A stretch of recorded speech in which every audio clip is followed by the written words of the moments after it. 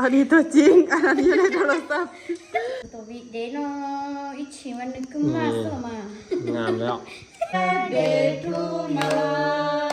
ลองเอกบ่สามเพื่อบ่ได้ Day to you Happy birthday มาลาอยู่เป็น มาลาอยู่เป็น สิมืออายแสบตลอดว่าจัง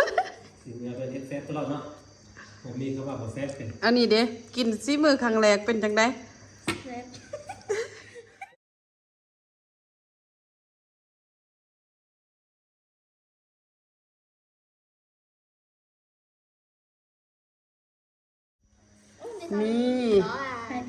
มีของแสบอีกแล้วมื้อนี้นะว้าวเอาลิ้นไปคุณเจ้าของวันเกิดยังบ่ตื่นเจ้าของวันเกิดยังใส่ชุดนอนอยู่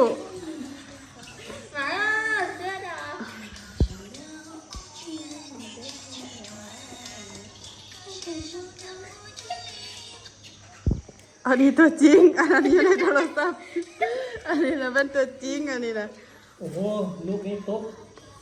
ใส่ เด้ โอ้ ไปคิดว่ามูกินนั่น มาลา15 ปี ไปก่อน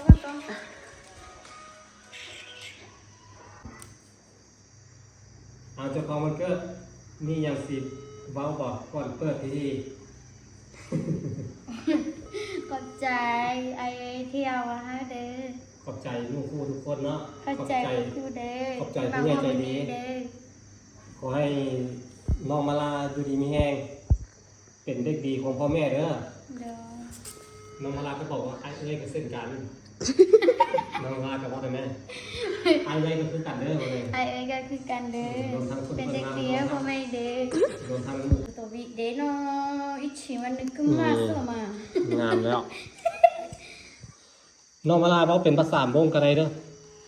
เว้าเป็นภาษามงก็ได้อันขอบมุกขอบใจบ่อย่างหลายๆเขาเจ้าเว่าภาษาลาวบ่ถนัดเนาะ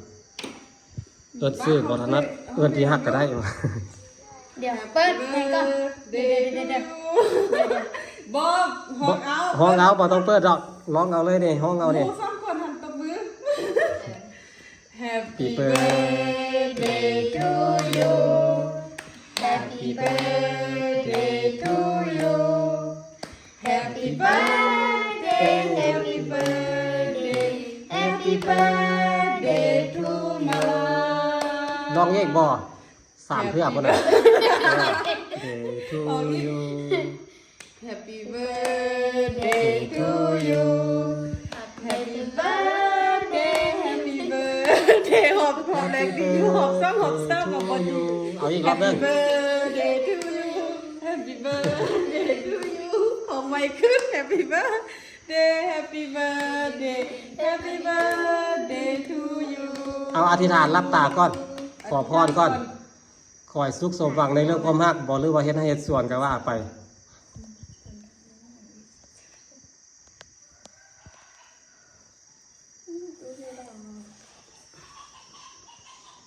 เย้ เย้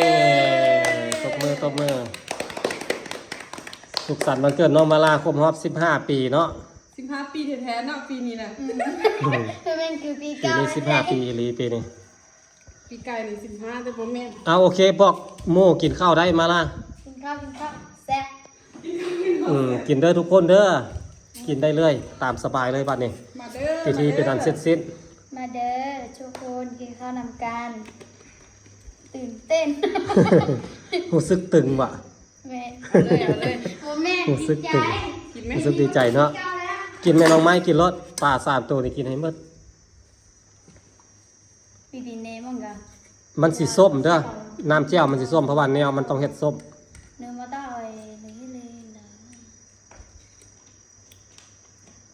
คือน้ำลายน่ะ น่าจะทาเกลือ เป็นอะไรแซ่บอยู่ป่ะ แซ่บ แซ่บเนาะ เดี๋ยว โอ้โห แซ่บ มีคนมากินอ้างอีกบัดนี้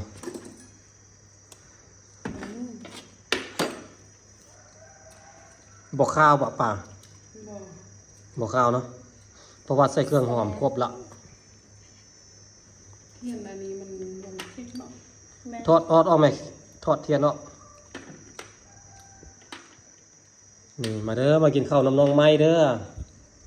เด็กอายุ12 ปีพี่น้องปักใหญ่ๆเบิ่งอายุ15 ปี อย่าบอกว่าแล้ว 16 ปีน้องไม้กายเลยกายพุดเลย ไปบ้านแล้ว ดี เขา แล้ บ ว อก แม่ ว่า ใหม่ ตัวอายุ10 ปี ดีแล้วใหญ่ไวทันดีแล้ว คนนี้13 ปีเขายังบ่เสื้อ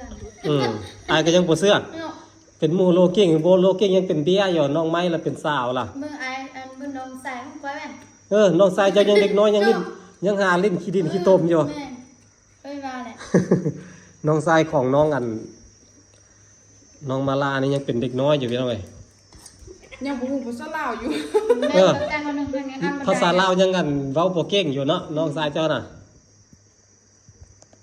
ยังป .3 สิเด้ โอ้ คนนี้นายยังม.2 คนนี้อยู่ม.2น้องมาลาเรียนอยู่ป.3 ออกแล้วบ่น้องเจ้าออกแล้วเนาะ เอาเรียนแล้วตอนนี้เรียนป .3 ต่างได้การทำการเรียนน่ะน้องไม้ยังเรียนอยู่เนาะคาดว่าสิเรียนให้ฮอดห้องใด หมด7ดิ ม.7 เนาะเรียนให้มันจบม.7 มันจังมีความรู้ติดตัวเวลาไปใส่กับบ่ทึกไผตัวไผลอกคันเฮาเรียนเฮาให้แฮงเรียนสูงนะเฮาบ่ได้เป็นหยังยากเฮาให้แฮงเรียนสูงความรู้แฮงติดตัวเฮามันเสร็จให้เฮาอันสลาดขึ้น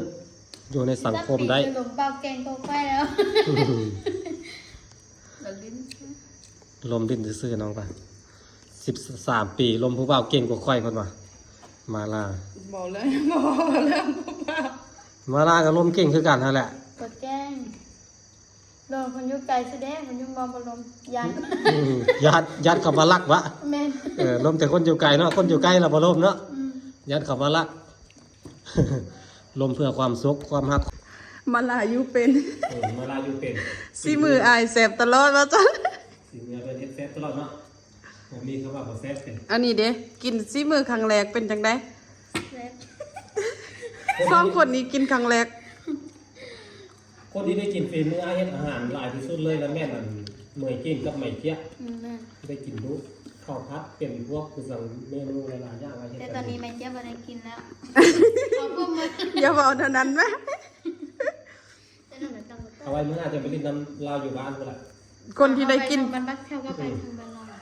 ได้หลายบ้านก็จะเอาทางไปทางเดียวกัน คนที่ได้กินฝีมือไอ้ฟาร์มล่าสุดละแม่นน้องอาเซ็งน้องนั่นละ พวกนั้นเนาะพวกนั้นได้กินหลายพวกนั้นน่ะเกือบทุกเมนูเขาเฮ็ด เป็นจังได๋ครั้งแรกน่ะ กินฝีมือไอ้เพื่อนน่ะถามยังบ่ให้คำตอบเลย เขาอาย แป๊ก กล้า แป ดี ก กว่า แปกแปกแปกค่อยว่า ๆขดตึงเด้ คือมาลามันจังได้วันเกิดมื้อนี้ขดตึง ปีนี้เด้ตึงอยู่บ่ ตึงอยู่เปิดว่าสิมือคนเสร็จเลย ฝีมือไอ้เพื่อนเสร็จได้ ไอ้ว่ามันจะจางเนาะ